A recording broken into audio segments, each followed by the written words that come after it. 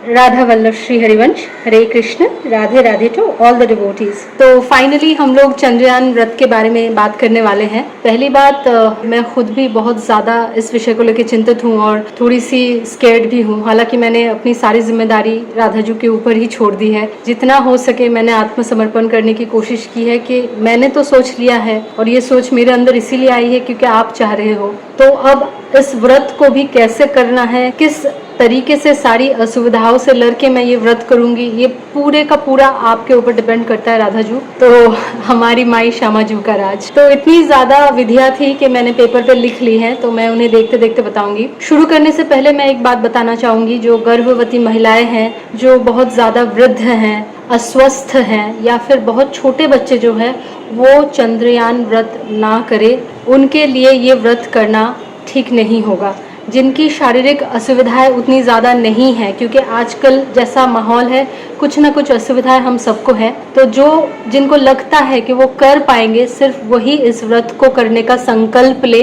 Otherwise हम इस व्रत को करने से पहले हमें जब संकल्प लेना पड़ता है, वो संकल्प अगर टूट गया तो वो ठीक नहीं लगता, ना हमारे खुद के लिए और हमारे ठाकुर जी को भी खराब लगेगा। तो इसकी वजह से हम कोशिश करेंगे संकल्प तभी ले जब हम इस व्रत को करने की सामर्थ्य रखते हैं। तो चंद्रयान व्रत के कई प्रकार हैं, लेकिन उनमें से जो सबसे ज्यादा प्रसिद्ध 2 प्रकार हैं वो है यवमध्य चंद्रायन व्रत और पिपलिका तनु चंद्रायन व्रत। यवमध्य चंद्रायन व्रत और पिपलिका तनु चंद्रायन व्रत।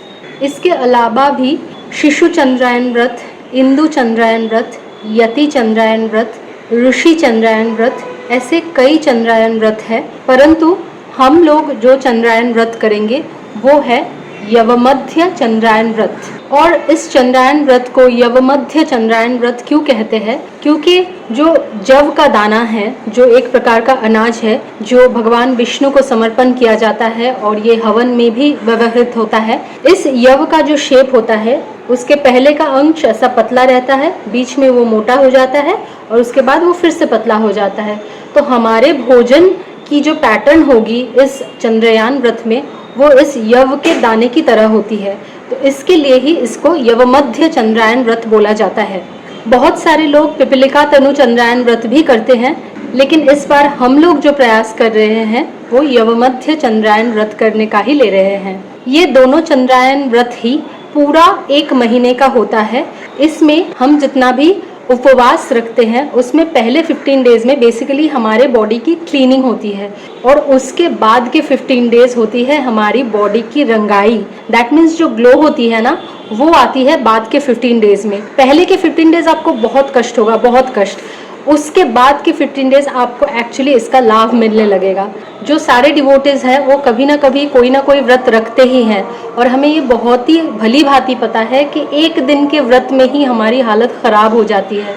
तो यहाँ 1 महीने का व्रत रखना होता है, तो it is going to be at least a little bit difficult. आप ऐसा बिल्कुल भी ना सोचे कि ये बहुत आसान होगा, कठिनाइयाँ आएंगी ही, क्योंकि अगर राधा जी का और कृष्ण जी का हाथ आपके सर पे है तो कठिनाइयाँ और ज़्यादा आती है और उन कठिनाइयों से लड़ने की क्षमता भी राधा जी और कृष्ण जी ही हमें प्रदान करते हैं। चंद्रायन व्रत आप किसी भी एक पूर्णिमा से शुरू करके दूसरे पूर्णिमा तक संपूर्ण कर सकते हैं, लेकिन इस चंद्रायन व्रत को करने के लिए सबसे शुभ जो पूर्णिमा है वो है शरद पूर्णिमा। इस साल 2024 साल को शरद पूर्णिमा किस तारीख पे पड़ रही है, उसका समय क्या है, कौन से समय आपको व्रत की विधि शुरू करनी है, ये सारी चीजें मैं आपको बताऊंगी। लेकिन उससे पहले जो दिनचर्या है हमारी, उसके विषय में आपको जान लेना बहुत आवश्यक है, क्योंकि अगर ये दिनचर्या आप नहीं मेंटेन कर सके फिर आप ये पूरा जो चंद्रायन व्रत है वो कर ही नहीं पाएंगे। तो चंद्रायन व्रत में आपकी जो दिनचर्या होगी, सुबह सुबह आपको ब्रह्म मुहूर्त में उठ के एक तो स्नान करना है। अगर आपके लिए प्रत्येक दिन ब्रह्म मुहूर्त में उठ के स्नान करना पॉसिबल नहीं है तो आप सुबह जिस टाइम भी उठ रहे हो उसी टाइम पे उठ के आप सुबह का स्नान आदि कर लीजिए। चंद्रयान व्रत में आपको प्रत्यह 3 बार स्नान करना होता ही है। एक प्रातःकालीन स्नान, एक मध्याह्न स्नान और तीसरा सायंकालीन स्नान। और इस समय आपके जो वस्त्र आदि है बर्तन आदि जिसमें आप भोजन पा रहे हो, ये सब कुछ आपको खुद ही साफ करना होता है। ऐसा नहीं है कि आप व्रत में हैं तो आपने बोल दिया कि मैं इतना बड़ा व्रत कर रहा हूँ या कर रही हूँ तो इसकी वजह से मेरे कपड़े कोई और धो दे, मेरे बर्तन कोई और धो दे। पॉसिबल हो तो आप खाना भी खुद ही पकाकर खाने की कोशिश करें, क्योंकि इस चंद्रयान व्रत में आप एक ब्रह्मचारी का जो जीवन होता है, एक एक्चुअल ब्रह्मचारी का जो जीवन होता है, उसी की तरह जीने की कोशिश कर रहे हैं। तो इसी वजह से जो आपके सारे दिन भर के कार्य हैं वो आप खुद ही करने की कोशिश करें। अगर आप ऑफिस जा रहे हो, आप पढ़ाई कर रहे हो, तो आपको पहले से ही ये मेंटल एंड फिजिकल प्रिपरेशन लेना होगा कि आप अपने डेली स्केड्यूल में, आपके रूटीन में आप कैसे वो सारी चीज़ें मैनेज करोगे। 3 समय का स्नान, आपके खुद के वस्त्र, आपके जो बर्तन हैं सब कुछ खुद वॉश करना, और आपका खाना खुद अगर आप बना रहे हो, क्योंकि खाना भी इस समय सात्विक ही खाना है, किसी भी तरह का असात्विक भोजन आपको छूना तक नहीं है। तो इसी वजह से आपको पहले से ही चंद्रयान व्रत शुरू करने से पहले जब आप संकल्प लोगे, उससे पहले ही आपको ये सारी चीज़ें डिसाइड कर लेनी है और प्लान कर लेना है कि आप कब क्या कैसे करोगे। और दूसरी बात, इस समय एक तो आप हर दिन वस्त्र बदले, कभी भी बासी जो कपड़े हैं, बासी जो वस्त्र है वो ना पहने कि कल पहने थे ज़्यादा गंदे नहीं हुए हैं आज भी पहन लेते हैं, ऐसा भूल कर भी ना करें। हर दिन के वस्त्र आपको धोने हैं और हर दिन साफ सुथरा वस्त्र पहनना है। किसी का भी झूठन या कोई भी ऐसा बासी खाना खाने की कोशिश ना करें, क्योंकि एक तो आप इतना कम भोजन पा रहे हो, उसमें भी बासी खाना जिसमें तमस आ चुका है, उस खाने को वर्जन करें। इस समय आपको बहुत ज़्यादा सावधानी से रहना है हर तरीके से, अदरवाइज़ इतना बड़ा और कष्टप्रद एक व्रत है वो ख़राब हो जाएगा तो आपको खुद ही ख़राब लगेगा, क्योंकि 1 महीने आपको व्रत रखना है। इसमें अगर आप सावधानी से नहीं रख सकते तो व्रत रखने का कोई फ़ायदा ही नहीं है। अगली बात आती है माला की। अगर आप राधा वल्लभीय संप्रदाय से हैं और अगर आपकी दीक्षा नहीं हुई है अभी तक, तो आपके लिए नियम होगा 11 माले का जाप। अगर आपकी दीक्षा हो गई है तो आपको जैसा आपके गुरु से नियम मिला है, जितनी मालाओं का, जितना पाठ का और जैसी दिनचर्या का नियम मिला है, आपको वैसे ही दिनचर्या करनी है। लेकिन माला जो है वो आपको जितना जल्दी हो सके, अगर आप ब्रह्म मुहूर्त में ही अपनी आधी माला कंप्लीट कर सके तो बहुत ज़्यादा अच्छी बात है, क्योंकि बहुतों के पास इतना टाइम नहीं होता कि वो एक टाइम पे सारी मालाएं कर सके। तो आप कोशिश करना कि ब्रह्म मुहूर्त में जितना हो सके माला कंप्लीट कर लेना, दोपहर तक और ज़्यादा कंप्लीट कर लेना, शाम तक ट्राई करना कि कंप्लीट हो जाए। रात तक आप ऐसा ना करें कि माला आपकी बाकी रह गई है। आप अगर ऑफिस जा रहे हैं, माला कैरी करना पॉसिबल नहीं है, या फिर अपवित्र अवस्था में है, वो नारी पुरुष कोई भी हो, अपवित्र अवस्था में अगर आप है तो काउंटर से जाप करें। लेकिन जो नाम का जाप आपको करने के लिए बोला गया है वो आप जितनी जल्दी हो सके सूरज ढलने से पहले ही कंप्लीट कर ले। और इस समय आपका जो भोजन का नियम है, उस भोजन को आप सूर्यास्त से पहले ही ग्रहण करें। सूर्यास्त के बाद आप कोई भी भोजन ग्रहण ना करें।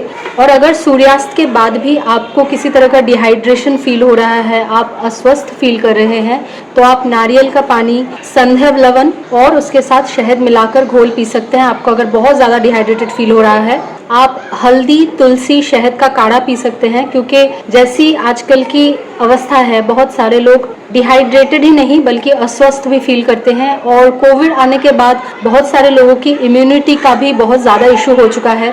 तो अगर आपको लगे कि आप अस्वस्थ फील कर रहे हैं तो आप काढ़ा भी पी सकते हैं, आप नारियल का पानी पी सकते हैं, आप फलों का रस पी सकते हैं, नींबू पानी पी सकते हैं। तो ऐसी कुछ चीज़ें हैं जिनका सेवन आप कर सकते हैं। इस समय आप चावल के साथ घी या फिर गाय का दूध भी मिलाकर आप इस समय ग्रहण कर सकते हैं। सारी चीजें ही बहुत स्वल्प मात्रा में आपको ग्रहण करनी है। और अगर कोई अस्वस्थ हो जाए लेकिन फिर भी उसमें व्रत करने की जिद हो, उसने संकल्प ले रखा है, तो आप थोड़ा बहुत फलाहार कर सकते हैं। क्योंकि जितना मैंने देखा है, इस विषय में रिसर्च की है और लोगों से बात की है, उन्होंने ही मुझे ये बताया है कि अगर कोई बहुत ज़्यादा अस्वस्थ फील कर रहा है या फिर ऑफिस जाता है, स्कूल जाता है, कॉलेज जाता है, तो उस स्थिति में थोड़ा सा फलाहार, फलों का रस ये सब लेके शरीर को थोड़ा सा पुष्ट करके वो ये व्रत पालन कर सकता है। क्योंकि अगर आप अस्वस्थ हो जा रहे हो बहुत ज्यादा तो आप व्रत आगे कंटिन्यू नहीं कर पाओगे।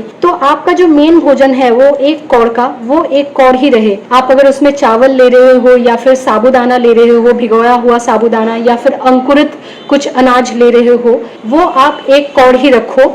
लेकिन बाकी समय जो आप फलों का रस या फिर फलाहार या फिर तुलसी का पानी, काढ़ा आदि ले रहे हो, वो सिर्फ और सिर्फ आपके उस समय के अस्वस्थता को दूर करने के लिए ही होना चाहिए। ऐसा नहीं कि आप उस समय भी आप पेट भर के खा रहे हो, ऐसा भाव आपके मन में नहीं होना चाहिए।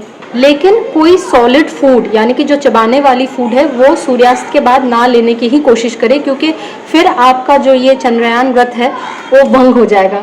एक बात आप हमेशा याद रखें, शक्ति सिर्फ और सिर्फ आपके भोजन से नहीं आती। आपके अंदर जो प्राण वायु है, आपके अंदर जो चक्रास है, उनसे भी आपको शक्ति मिलती है। ये हम कलयुग में रहने वाले मनुष्यों की गलती है कि हम अपने चक्र को, अपने प्राण वायु को सही तरीके से यूज नहीं कर पा रहे हैं, और हम बहुत ज़्यादा अपने ये जो फूड है, हमारे जो भोजन है, उनके ऊपर बहुत ज़्यादा डिपेंडेंट है। और हमें यही लगता है कि भोजन के अलावा हमें शक्ति देने वाली और कोई चीज़ नहीं है। और आप ये व्रत कर रहे हैं तो ऐसा कभी भी मत सोचिएगा मेंटली कि आपकी एनर्जी बहुत ज़्यादा डाउन हो जाएगी तो आपको ज़्यादा से ज़्यादा रेस्ट करना चाहिए। ऐसी गलती बिल्कुल भी ना करें। आप जितना हो सके वॉक करें, मूवमेंट रखें अपने बॉडी में, और आप प्राणायाम करें इस समय। क्योंकि जैसा मैंने कहा कि हमारे प्राण वायु को सही तरीके से व्यवहार करना हमें आता ही नहीं है। हमें पता ही नहीं है कैसे कम भोजन पाके भी हमारे अंदर जो ऊर्जा है उसको यूज करके हम स्वस्थ रह सकते हैं। तो किसी भी हालत में इस एक महीने के अंदर ऐसा ना सोचे कि मैं इतना कष्टप्रद व्रत कर रहा हूँ या कर रही हूँ तो मुझे एकदम विश्राम करना चाहिए और एकदम शांत तरीके से रहना चाहिए। ऐसा बिल्कुल भी ना सोचे। आप भजन करें, आप वॉक करें, मूवमेंट करें, और सारी जो दिनचर्या के कार्य है वो सारे आप आराम से करें। चंद्रयान व्रत के बारे में रिसर्च करने के समय मैंने एक ऐसे संत के बारे में भी सुना था जो सिर्फ थोड़ा सा दही और केला खा के सारे दिन रहते थे और उसी में उनका गुजारा होता था, और वो इतना ज़्यादा वॉक करते थे कि उनको किसी भी तरीके की समस्या नहीं आती थी। तो हमारी अनुप्रेरणा तो ऐसे ही संत है ना। अगर आपकी दीक्षा हो गई है या फिर आपकी दीक्षा नहीं हुई है, जैसा आपको अपने गुरुदेव से दिनचर्या का नियम मिला है, आप वैसे ही अपनी दिनचर्या करिए। इस दिनचर्या को करते हुए ही आप चंद्रयान व्रत कर सकते हैं। इस समय आप किसी भी प्रकार से अपने बिस्तर पे, अपने जो बेड है उस पे ना सोए, आपको जमीन पर ही सोना है। अगर आप गर्मियों के मौसम में ये कर रहे हैं तो आप अगर खाली जमीन पर सो सके तो बहुत अच्छी बात है, लेकिन अगर सर्दियों के समय कर रहे हैं या फिर आपको ठंड लग रही है तो आप जमीन पे एक चटाई बिछा लें और उसके ऊपर ही आप पूरा चंद्रयान व्रत करने तक विश्राम करें। आपको अगर थोड़ी देर के लिए विश्राम करना हो या फिर रात्रि को शयन करना हो, आप उस चटाई का व्यवहार ही करें। किसी भी तरीके से आप बेड पर ना सोए, क्योंकि बेड पर सोना चंद्रयान व्रत के दौरान अलाउड नहीं है। आप अगर मैरिड है या फिर अनमैरिड है, यानी कि आप अगर विवाहित है या फिर विवाहित नहीं है, किसी भी अवस्था में आपको इस समय ब्रह्मचर्य का पालन करना ही करना है। और ब्रह्मचर्य का मतलब आपको सिर्फ और सिर्फ अपने काम वासना और भूख पर ही नहीं, बल्कि अपनी जो पंच इंद्रियां हैं उन पर भी ब्रह्मचर्य रखना है। असात्विक कुछ खाना या कुछ भी ऐसी चीज़ों का घ्राण ना ले। आप अगर कुछ सुन रहे हो, खराब चीज़ें जो आपको इस भक्ति मार्ग से भटका सकती हैं, ऐसी चीज़ें ना सुने। अगर कुछ बोल रहे हो, ऐसे कटु वाक्य व्यवहार ना करे। अगर कुछ देख रहे हो, कुछ भी ऐसा खराब चीज़ ना देखे जो इस समय आपके माइंड को डाइवर्ट कर सकती है। व्रत के दौरान साधारण भारतीय वस्त्रों का व्यवहार करें। जितना हो सके आप कॉटन का यानी सूती का कपड़ा पहने। इस समय कोई भी ऐसा कोई कपड़ा या कोई मटेरियल अपने स्किन के साथ ना लगाए जिससे आपका माइंड दूसरी तरफ जा सकता है या फिर आपको स्किन में रैश हो सकती है, इरिटेशन हो सकती है। ऐसा कोई भी कपड़ा यूज ना करें, क्योंकि आपको ज़्यादा से ज़्यादा अपने अंदर वो सात्विक भाव लाना है ताकि आप इस व्रत को अच्छे से कंटिन्यू कर सके। इस समय आप अगर कोई भी ऐसा सिनेमा ड्रामा या वेब सीरीज या कोई भी ऐसे यूट्यूब के वीडियोस देख रहे हैं जो इस विषय पे या फिर भक्ति मार्ग से बाहर है, तो ना देखें। आप थोड़ा सा सिलेक्टिव हो जाए इस समय अपने एंटरटेनमेंट के विषय में भी। सच बताओ तो इतना कठिन व्रत है, कोशिश करें कि इस समय सो कॉल्ड एंटरटेनमेंट से दूर रहने की। जितना हो सके, अगर आप ऑफिस वगैरह कर रहे हैं, जितना हो सके कम बात करें कोलीग से, जितना जरूरी है उतना ही करें। थोड़ा सा बाहरी दुनिया से अपने आप को कट ऑफ करना जरूरी है इस समय, अदरवाइज आप भगवान के उस विषय में अपना मन नहीं लगा पाएंगे। क्योंकि मैं बार बार एक ही चीज बोल रही हूँ, ये व्रत इतना लेंदी है कि बहुत ज्यादा मुश्किल हो जाएगा करना वरना आपके लिए। आप अगर ज्यादा बाहरी दुनिया से इन्वॉल्वमेंट बढ़ाओगे ना, तो व्रत में आपको मुश्किलें आ सकती है। इस व्रत के दौरान अगर कोई इमरजेंसी आ गई, लाइक परिवार में अगर किसी की मृत्यु हो गई, या फिर आपको जल्दबाजी में कहीं पे किसी काम के लिए निकलना पड़ा, और महिलाओं के लिए अगर आप ऋतुमती हो गई, यानी कि आपको अगर पीरियड्स हो गया, क्योंकि 1 महीने का व्रत है, पीरियड्स आना बहुत नॉर्मल बात है, फिर भी आपको आपकी जो दिनचर्या है वो नहीं छोड़ना है। अगर आप राधा वल्लभीय संप्रदाय से दीक्षित हो या फिर उनके दीक्षा के प्रोसीड्योर में हो मेरी तरह, और आपको मनाही है कि पीरियड्स के समय आप माला टच नहीं कर सकते और अपने ठाकुर जी की जो सेवाएं हैं वो नहीं कर सकते, तो गुरु आज्ञा और नियमों का ही सही तरीके से पालन करें और उसके साथ ही आप ये चंद्रयान व्रत भी कंटिन्यू करें। क्योंकि यही वजह है कि हम जब संकल्प लेते हैं चंद्रयान व्रत शुरू करने से पहले कि कोई भी तरह का बाधा हमें ताकि रोक ना पाए, राधा जी की कृपा हम पर सदैव बनी रहे और कोई भी बाधा हमारे इस व्रत के पथ पर बाधा ना बन पाए और हम सारे बाधाओं से लड़के ये व्रत संपूर्ण कर पाए। चंद्रयान व्रत करने का सर्वोत्तम समय कौन सा है? चंद्रयान व्रत आप किसी भी पूर्णिमा से शुरू करके दूसरे पूर्णिमा तक कर सकते हैं, लेकिन इस व्रत को करने का जो सबसे शुभ पूर्णिमा पंडितों के द्वारा बताया गया है वो है शरद पूर्णिमा का समय। तो शुक्ल पक्ष की जो प्रतिपदा है, यानी कि जो प्रथमा तिथि है, तब से आपको चंद्रयान व्रत शुरू करना है। और इस व्रत के मध्य भाग में जो अमावस्या आएगी, उस अमावस्या के दिन आपको पूर्ण तरीके से उपवास रखना है और उसके बाद जो अगली पूर्णिमा है तब तक आपको व्रत कंप्लीट करना है। तो मैं फिर से बता देती हूँ, शुक्ल पक्ष की जो प्रथमा तिथि है, यानी कि जो प्रतिपदा है, उस दिन से आपको 1 कौर भोजन से स्टार्ट करना है और अपने भोजन को एक एक करके कौर बढ़ाते जाना है। यानी कि दूसरे दिन 2 कौर, तीसरे दिन 3 कौर, चौथे दिन 4 कौर, 5वें दिन 5 कौर, ऐसे बढ़ाते जाना है। और मध्य भाग में जो अमावस्या आ रही है तब आपको पूर्ण तरीके से उपवास रखना है। फिर अमावस्या के बाद जो कृष्ण पक्ष का प्रतिपदा या प्रथमा आएगा, उस दिन से आपको एक एक कौर करके घटाते जाना है। यानी कि उस दिन आपको 14 कौर लेने हैं और फिर उसके अगले दिन आपको 13 कौर लेने हैं, उसके बाद 12 कौर, ऐसे ऐसे ऐसे ऐसे आपको फिर से आपके कौर घटाते जाना है। 2024 यानी कि इस साल शरद पूर्णिमा कौन से तारीख को पड़ रही है और कौन से समय में आपको ये व्रत शुरू करना है? 2024 की अक्टूबर महीने में 16 अक्टूबर यानी कि 16 अक्टूबर रात को 8:40 पर, रात को 8:40 पर शरद पूर्णिमा या फिर अश्विन पूर्णिमा शुरू हो रही है और ये तिथि 17 अक्टूबर यानी कि 17 अक्टूबर शाम के 4:55 पर, शाम के 4:55 पर यानी कि 4:55 PM में खत्म हो रही है।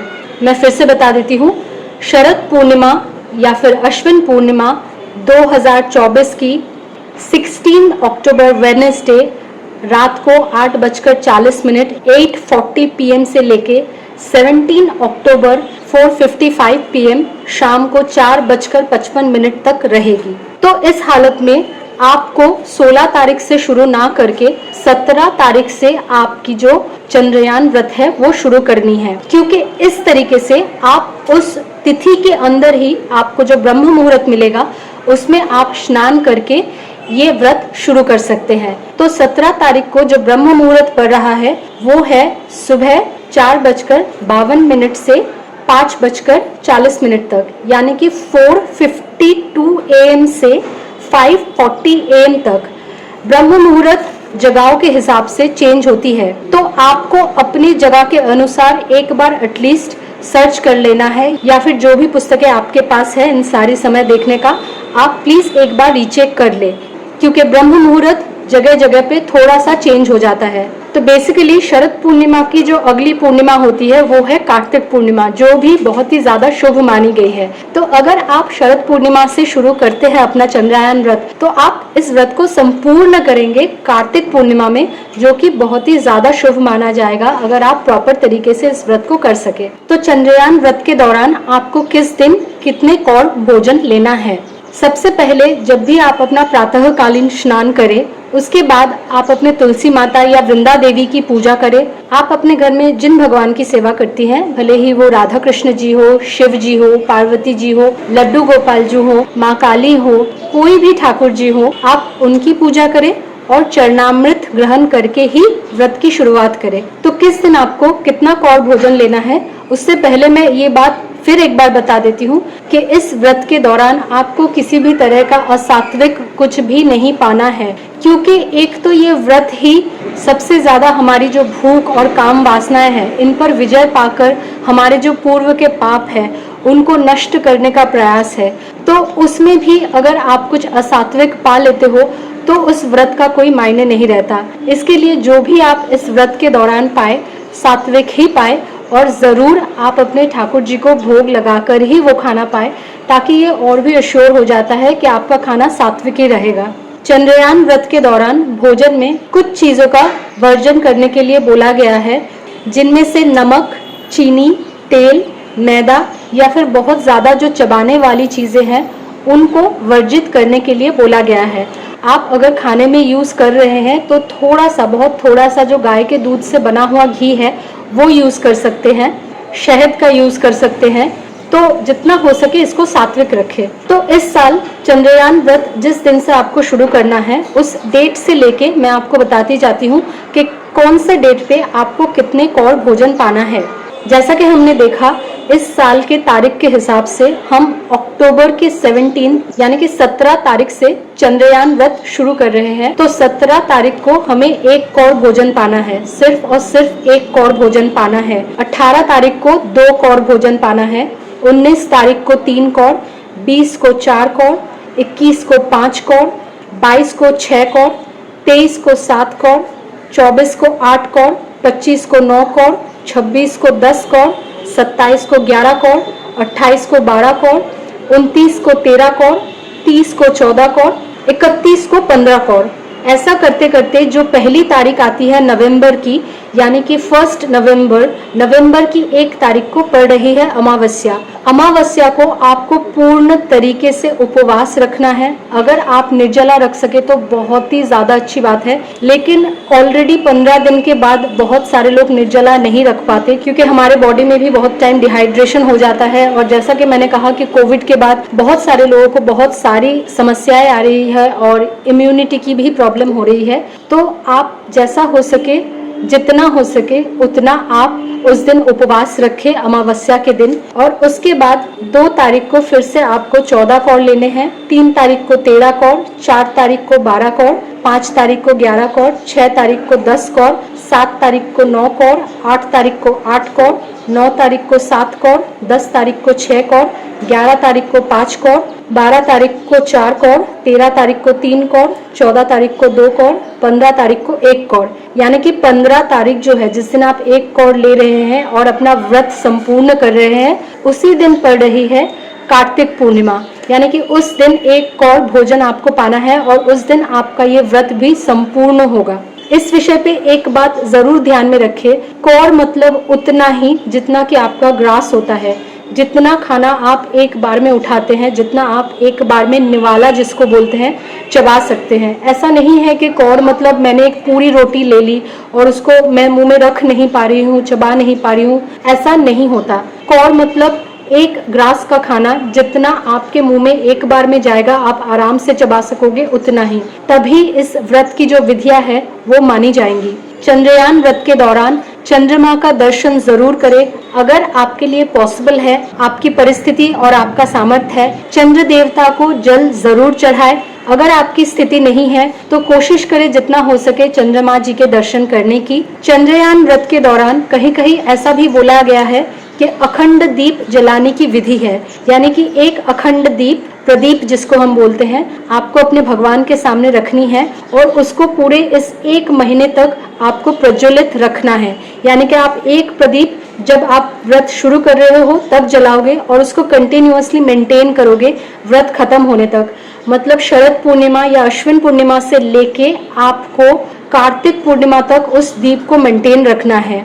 तो ऑब्वियस सी बात है, तेल आदि का जो खर्चा होता है अगर आपके सामर्थ्य में नहीं है तो आप कोशिश करें एटलीस्ट कुछ समय के लिए, जब आप पूजन कर रहे हैं अपने ठाकुर जी की, तब एक प्रदीप आप रखें जो आप प्रज्वलित करें उनके सामने। और अगर आपकी परिस्थिति ऐसी नहीं है, जैसे हम लोगों को बाहर आना जाना पड़ता है और अगर हम घर में दीप प्रज्वलित करके रख जाए तो बहुत सारे टाइम हमको टेंशन होता है कि कुछ हो ना जाए, तो इन सारे कारणों की वजह से अगर आपके लिए अखंड प्रदीप जलाना पॉसिबल नहीं है तो आप कुछ समय के लिए अपने भगवान के सामने, जैसे जब हम उनकी पूजा करते हैं, जैसे हम धूप आदि वगैरह से उनकी पूजन करते हैं, ठीक वैसे ही आप कुछ समय के लिए दीप प्रज्वलित करें। लेकिन इस बार आप इस चंद्रयान व्रत को मन ही मन में रखते हुए ये दीप प्रज्वलित करें कि हमारा जो व्रत, जो संकल्प हमने लिया है वो आपकी कृपा और आपके आशीर्वाद से सफल तरीके से संपूर्ण हो। चंद्रयान व्रत की जो उपकारिता है, इसके जो फायदे हैं, वो बोलकर समझाना पॉसिबल ही नहीं है, क्योंकि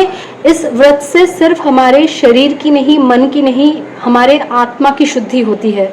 ये व्रत इतना कठिन है कि इस व्रत को करने के बाद हमारे जो पूर्व के पाप हैं वो नष्ट होते हैं। हमने अगर कहीं भी भगवान की निंदा की हो, किसी ऐसे इंसान की निंदा की हो जिसका उपकार हमारे ऊपर है, ब्रह्म हत्या, भ्रूण हत्या, गौ हत्या, स्वर्ण चोरी, व्यभिचार, ऐसे बहुत सारे पाप हैं जिनका नाश और जिनके फल से मुक्ति हमें इस व्रत से मिल सकती है। लेकिन एक बात का खास ध्यान रखें कि आपने इस व्रत को कर लिया और आपको लग रहा है कि इन पापों से आपको मुक्ति मिल गई, इसका मतलब ये नहीं है कि आपको दोबारा छूट मिल गई है इन पापों को करने की। अगर आपने एक बार इस व्रत को कर लिया तो मेंटेन करें इस चीज को कि आप दूसरे किसी पाप कर्म में फिर से ना लिप्त हो जाए, क्योंकि भगवान भी समझते हैं कि एक बार करना गलती होता है लेकिन बार बार करना अपराध होता है। चंद्रयान व्रत के तिथि कालीन आप गौ सेवा कर सकते हैं, आप ब्राह्मण सेवा कर सकते हैं, क्योंकि जैसा मैंने पहले भी बताया था, सेवा हर समय करना अच्छी बात है, लेकिन जब तिथियां होती है उस समय सेवा का अलग ही महत्व होता है। और सिंस बहुत सारे मुनियों ऋषियों ने ये बोला है कि इस व्रत को करने से हमें हमारे कर्मों के बंधन से, हमारे पूर्व जन्म के जो पाप है और इस जन्म मृत्यु का जो बंधन है, जो सबसे ज्यादा उलझनों वाला है, इस जन्म मृत्यु के बंधन से हमें मुक्ति मिलती है। और कई संतों ने तो ऐसा भी कहा है कि इस व्रत को करने से हमें हमारे रोगों से भी मुक्ति मिलती है। और इस विषय पे मैं अपना एक छोटा सा थॉट शेयर करना चाहूंगी। जब से मैंने गुरुदेव को देखा है, उनके शारीरिक असुविधाओं के बारे में सुना है, तब से मैंने ये सोच ही छोड़ दिया है कि मुझे जितनी सारी प्रॉब्लम्स है, शारीरिक असुविधाएं है, जितनी मैं अस्वस्थ हूँ, मैं उन सारी चीज़ों को साइड में रख कर जो भक्ति मार्ग में मैं चलने की कोशिश कर रही हूँ चलूँ। क्योंकि गुरुदेव अगर इतना प्रॉब्लम, हेल्थ इश्यूज लेकर वो इतना अपना दिनचर्या मेंटेन कर सकते हैं, हम लोग तो बहुत कम भक्ति कर रहे हैं, मतलब कम भी नहीं बोलना चाहिए, मतलब कुछ कर ही नहीं रहे हैं। तो हम अपने प्रॉब्लम्स को लेके आराम से डील करके सारे जो भक्ति मार्ग में हमारे कार्य हैं वो कर सकते हैं। एक बात का खास ध्यान रखें, जब भी हम कोई व्रत शुरू करने जाते हैं तो सबसे पहले हम लेते हैं संकल्प, यानी कि व्रत शुरू करने से पहले ही जब हम अपने आप को मेंटली, फिजिकली प्रिपेयर कर रहे हैं, उसके बाद हम भगवान के सामने संकल्प लेते हैं ताकि भगवान हमें कृपा करे और साहस दे इस संकल्प को पूरा करने का।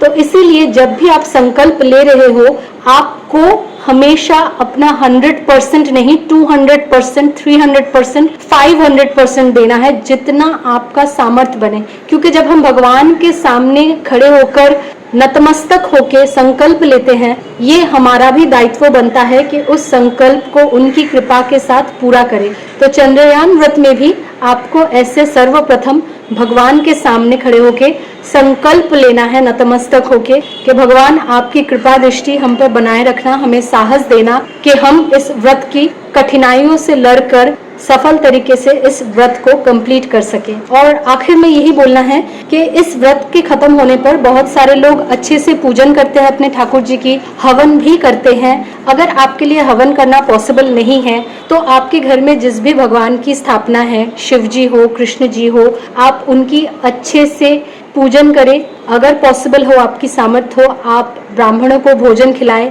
गौ सेवा, जैसे मैंने पहले ही बोला, गौ माता को भोजन खिलाएं। अगर उन्हें किसी तरह की चिकित्सा की जरूरत है, जैसे हमारे शहरों में तो हम बहुत देखते हैं गौ माताओं की इतनी खराब हालत है तो उनको चोटें लगी रहती है, अगर आप 1-2 दिन के लिए भी उनकी सेवा कर सकते हैं, जरूर करें। ऐसे सोचे कि आपका एटलीस्ट ये पार्ट आपने किया, जो 1-2 दिन आप सेवा कर रहे हैं वही आप करें। अगर आपके आसपास कोई गौ माता घूमती हुई आपको नहीं दिख रही है, कोई भी जीव हो, भले ही वो कौवा हो, कुत्ता हो, बिल्ली हो, कुछ भी हो, आप उसको थोड़ा सा बिस्किट खिलाए, थोड़ा सा भोजन पवाए। उनको अगर किसी तरह की, जैसे मैंने पहले भी बोला, चिकित्सा की जरूरत है, वो जरूर करें। और राधा रानी और हमारे कृष्ण जी की कृपा से अगर हमने ये व्रत संपूर्ण कर लिया, कार्तिक पूर्णिमा के दिन हम जब अपने ठाकुर जी की पूजा करेंगे, हम उनको मन ही मन ये जरूर बोलेंगे कि ये जो व्रत मैंने कंप्लीट किया, ये आप ही की वजह से पॉसिबल हुआ है, क्योंकि उनके आशीर्वाद और उनकी कृपा के बगैर व्रत करने का ख्याल भी हमारे मन में नहीं आता है। तो अपने आप को और ज्यादा उनके सामने समर्पण करें, उनको जरूर इस बात के लिए कोटि कोटि नमन और धन्यवाद ज्ञापन करें। और साथ ही साथ अपने गुरुदेव जो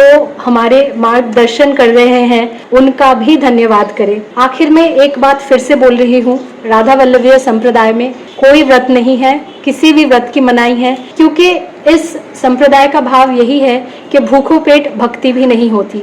खाली पेट हम भगवान का नाम भी जपेंगे तो हमारे दिमाग में वो खाना ही आएगा, तो शल्पाहार यानी कि भोजन पाके ही हम भक्ति मार्ग में आगे बढ़े। लेकिन एट द सेम टाइम यह सब कुछ हमारे भाव के ऊपर डिपेंड करता है। अगर भक्त का भाव है, अगर भक्त कर सकता है, कर सकती है, तो वो व्रत रखने का प्रयास या रखने का संकल्प जरूर कर सकता है या कर सकती है, क्योंकि ये जो संकल्प वो कर रहा है, कर रही है, ये भी ठाकुर जी की इच्छा से ही हो रहा है। अगर ठाकुर जी नहीं चाहेंगे, नाम तक मुख पे नहीं आता है, व्रत का संकल्प करना तो बहुत दूर की बात है। तो आशा करती हूँ आपको इन सारे इन्फॉर्मेशन से हेल्प मिली होगी और इस शरद पूर्णिमा को, 2024 की शरद पूर्णिमा को आप लोग जरूर संकल्प लेंगे और इस व्रत को संपूर्ण करने में राधा रानी, हमारे कृष्ण जी आपकी जरूर सहायता करेंगे और आपका चंद्रयान व्रत सफल तरीके से संपूर्ण होगा। राधा वल्लभ श्री हरिवंश। हरे कृष्ण, राधे राधे।